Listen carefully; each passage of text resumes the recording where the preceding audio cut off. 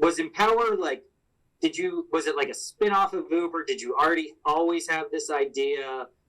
Kind of tell me how it kind of came to creation, where in the rideshare process that it came to creation.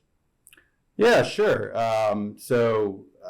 Back in, I guess, end of 2018, I used to use Uber and Lyft a decent amount, and I would talk to drivers pretty regularly. I'm kind of chatty, and I'd ask them, how they like driving for Uber or Lyft, and I was constantly hearing that they were just getting hammered financially, that they couldn't make a sustainable living, particularly those drivers driving full-time or near full-time, and that also they felt voiceless, that they didn't matter to those companies, that they didn't feel like they were customers or partners. And that sort of resonated with me, and it got me thinking and realizing, well, they're not the customer for Uber and Lyft.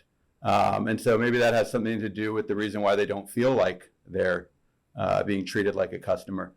And so, I started thinking more and more about what would a business look like where the drivers actually were the customer. What would it look like where it was an actual software business as opposed to actually a transportation business like Uber and Lyft are?